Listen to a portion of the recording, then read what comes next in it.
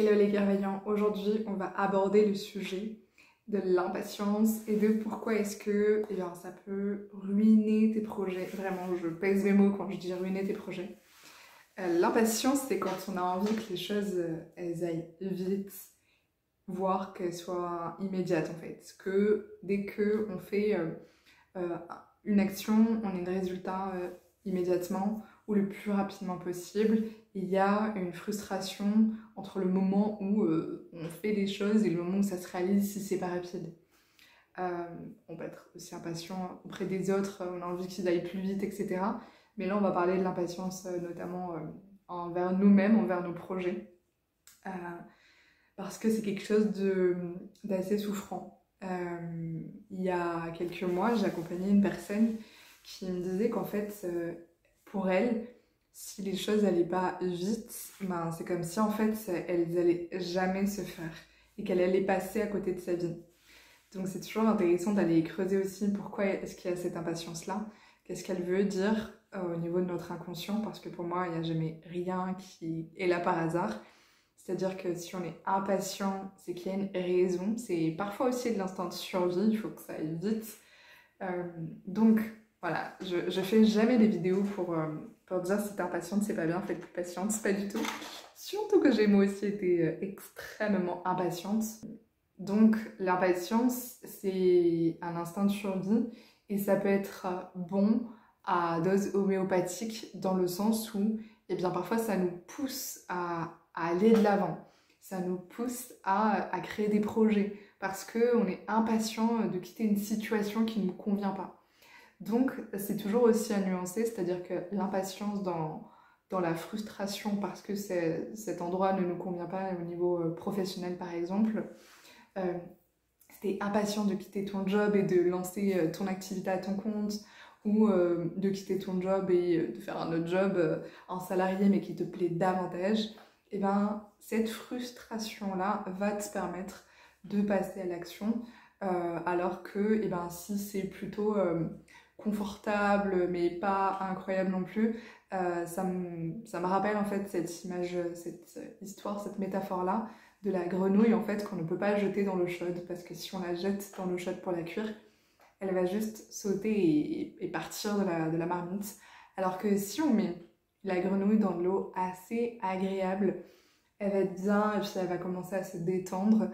Et puis là, on va commencer à monter le feu et puis petit à petit, elle va dire, il fait chaud, il fait chaud. Et petit à petit, la grenouille, elle finit par être cuite et on n'entend plus parler, en tout cas pas vivante.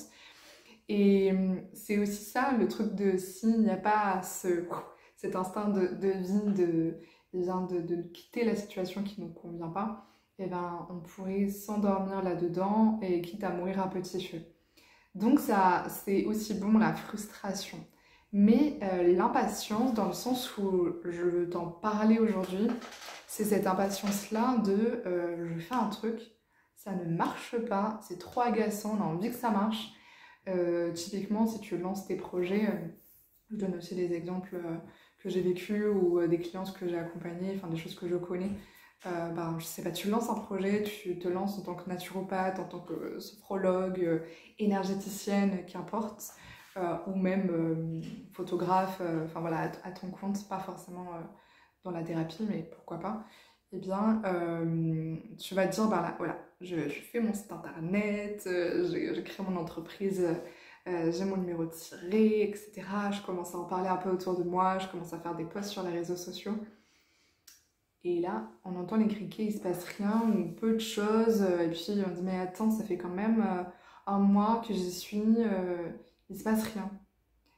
C'est pas normal, et là on commence à douter, à se remettre en question, du coup notre énergie elle baisse, notre niveau de joie baisse, notre anxiété peut-être ou notre stress monte, notre niveau de gratitude baisse, on commence à connecter avec plus de souffrance parce qu'on voit pas les résultats encore.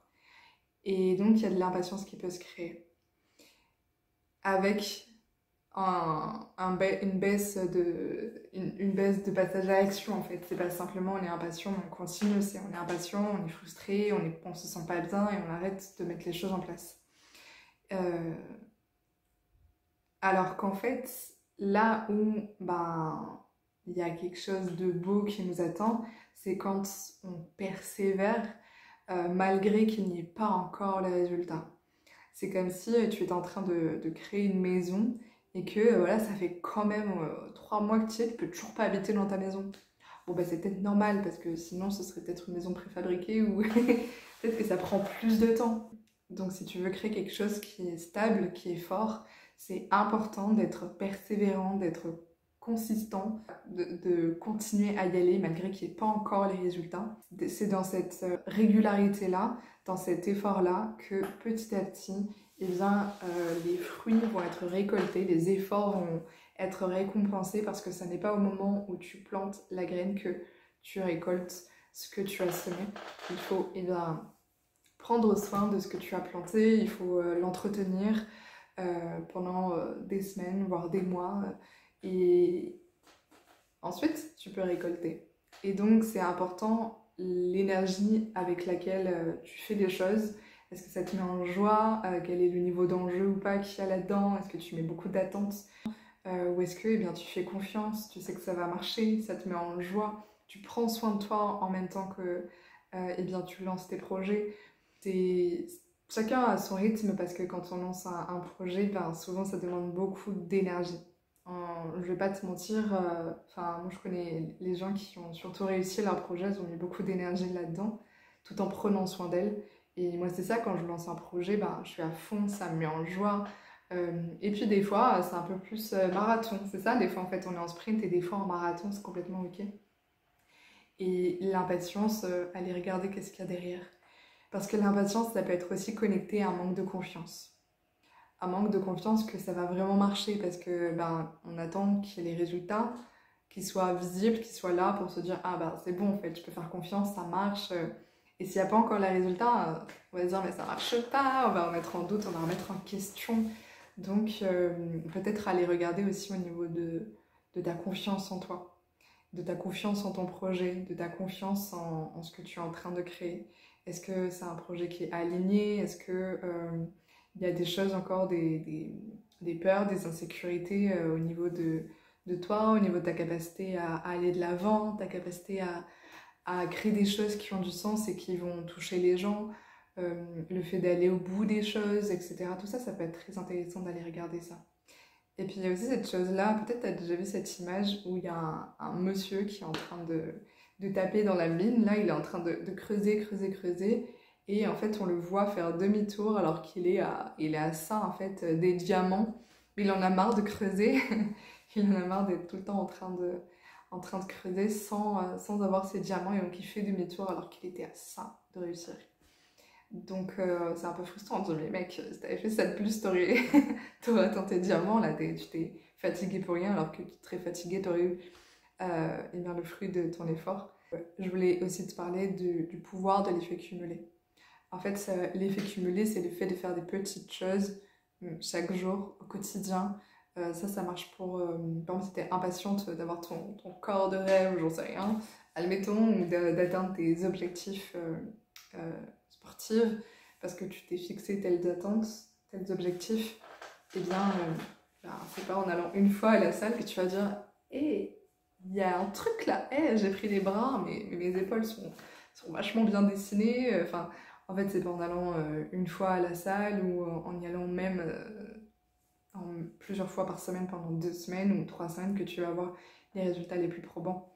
C'est en y allant régulièrement et pendant un long moment aussi que tu vas voir ton corps changer. Donc ça, c'est le pouvoir de l'effet cumulé. Il y a un livre qui s'appelle comme ça. Et ça me rappelle aussi le livre de « Ils ne pourront plus me blesser » de David Goggins. Et c'est hyper intéressant, c'est un bouquin sur un ex-marine, je crois qu'il est ex-marine, je crois plus qu'il soit marine.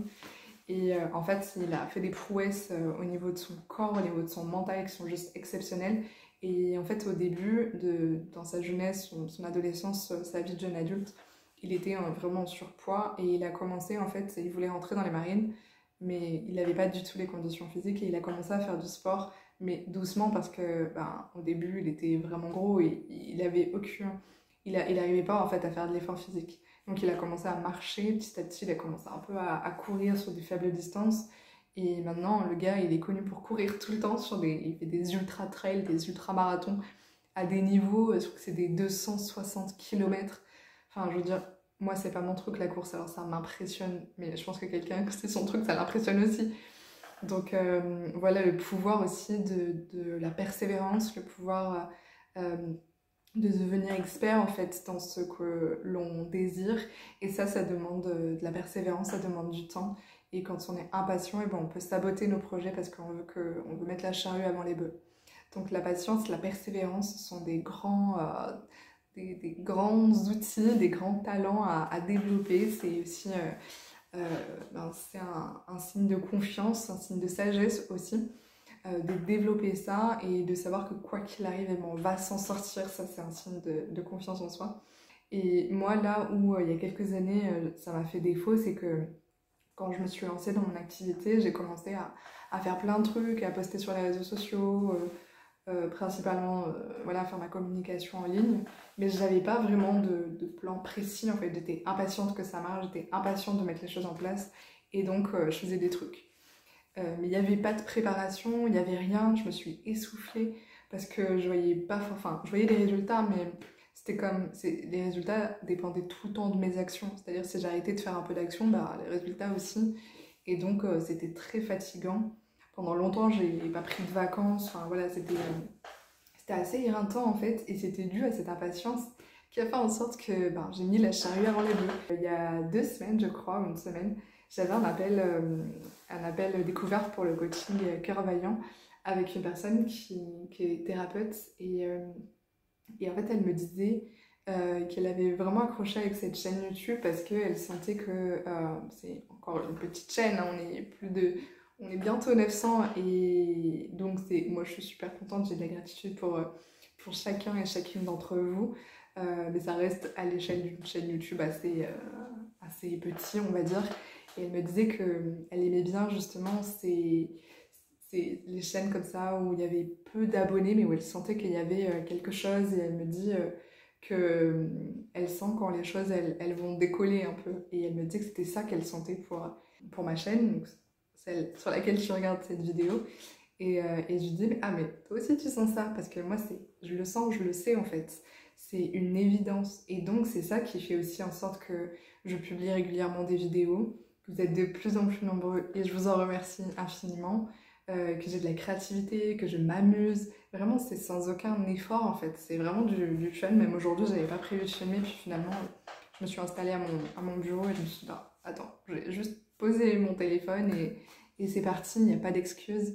Et je le sens, je suis vraiment connectée à ça. Et donc, je ne suis pas impatiente parce que je suis bien dans le moment présent. J'ai de la gratitude pour chaque nouvelle personne qui s'abonne, pour chaque personne qui regarde les vidéos, pour chaque personne qui vont dans la description, qui réservent leur appel découverte pour le coaching Cœur Vaillant, pour les personnes qui vont regarder la masterclass que je vous offre. C'est une masterclass où je vous partage les 4 erreurs que j'ai faites, mais il n'y a pas que moi. On est nombreux en fait, quasiment 90% des personnes, ou 99% des personnes qui font ces erreurs-là, donc les 4 erreurs dont je vous parle plus longuement dans la masterclass, qui nous empêchent en fait d'avoir une vie épanouie, une vie où on se sent simplement bien, en sécurité, et où on est audacieux pour créer des choses avec le cœur et qui nous font du bien.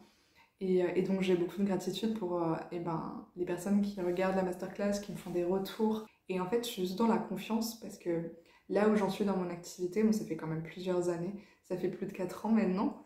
Et en ce moment, il y a comme un renouveau en fait. C'est ça, vous devez le sentir, qu'il y a comme souvent des renouveaux, on passe comme un autre niveau. Et là, je sens que je suis en train de passer à un autre niveau. Et ça, c'est parce que j'ai aussi dépassé l'impatience. Donc, je vous invite à aller regarder la masterclass. Le lien est dans la description. Et merci infiniment à toutes les personnes qui s'abonnent. Je voulais juste faire un rappel parce que c'est la première fois hier que ou pas hier, mais il y a quelques jours, que j'ai vu qu'il y a 80% des personnes qui regardent les vidéos qui ne sont pas abonnées. Je vous avoue, moi, je regarde jamais les stats et je connais pas trop. Je fais pas ça pour faire grandir la chaîne en mode... je suis pas une influenceuse en fait. Moi, je veux des gens de qualité qui partagent les mêmes valeurs que moi sur la chaîne. Et donc moi, c'est la qualité plutôt que le nombre qui m'importe. Mais si vous regardez les vidéos, j'imagine que c'est aussi un sujet qui vous intéresse. Donc n'hésitez pas à vous abonner, comme ça on fera inverser la courbe des stats. Je suis curieuse de savoir toi aussi. Est-ce que tu es team impatiente ou team patiente? Comment tu te sens par rapport à ça? Est-ce que tu arrives à y aller malgré que tu vois pas encore les résultats? Et puis je te dis à très vite dans une prochaine vidéo. Je t'embrasse, à bientôt.